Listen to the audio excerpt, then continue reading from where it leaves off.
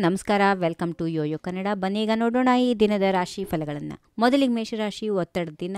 ಕಚೇರಿಯಲ್ಲಿ ಮತ್ತು ಮನೆಯಲ್ಲಿ ಸಮಸ್ಯೆಗಳು ಪರಿಹಾರವಾಗಲು ಸಜ್ಜಾಗುತ್ತೀರಿ. ಮೇಲಾಧಿಕಾರಿಗಳು ನಿಮಗೆ ಕೆಲವು ರಿಯಾಯಿತಿಗಳನ್ನು ನೀಡುತ್ತಾರೆ. ವಿಷಯಗಳ ಬಗ್ಗೆ ಕೊಂಚ ಸುಲಭವಾಗಿಸಿಕೊಂಡು ಮುನ್ನಡೆಯಬೇಕಾಗುತ್ತದೆ. ವೃಷಭ ರಾಶಿ. ಆಡಳಿತ ಸಂಘಟನಾ ಸಾಮರ್ಥ್ಯಗಳನ್ನು ಪ್ರದರ್ಶಿಸಲು ಅತ್ಯುತ್ಪತ್ತ ದಿನ. ಕೆಲಸದ ಸ್ಥಳ ಅಥವಾ ವ್ಯಾಪಾರದಲ್ಲಿ ಮುನ್ನಡೆಯುತ್ತೀರಿ. ಅತಿಯಾದ ಮಾತು ಅನರ್ಥವನ್ನ ಮಾಡುತ್ತದೆ.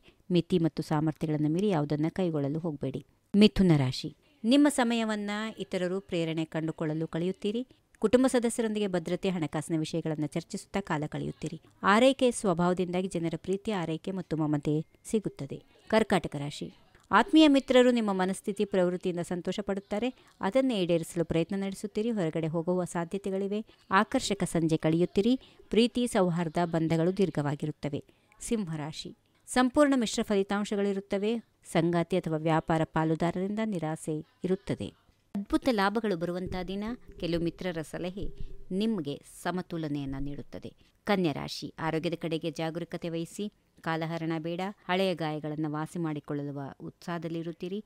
ಶಾಂತಿ ಮತ್ತು ಸಮಾಧಾನದಿಂದ ದಿನವನ್ನು ಕಳೆಯುತ್ತೀರಿ. ತುಲಾರಾಶಿ. ಸರ್ಕಾರದ ಸೇವೆಯಲ್ಲಿರುವವರಿಗೆ ಅದ್ಭುತ ದಿನ. ಕಠಿಣ ಪರಿಶ್ರಮ ಫಲ ನೀಡುತ್ತದೆ.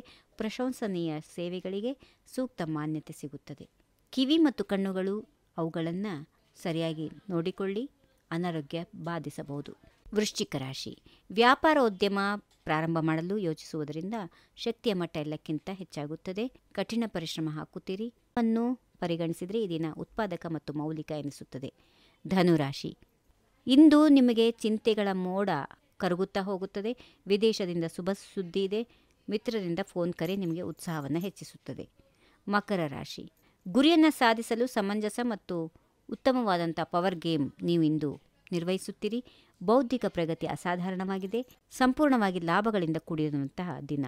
ಕುಂಭರಾಶಿ. ಅನಿರೀಕ್ಷಿತ ಆಶ್ಚರ್ಯಕರ ವಿಷಯಗಳು ನಿಮ್ಮನ್ನು ಇಂದು ಚಕಿತಗೊಳಿಸುತ್ತವೆ.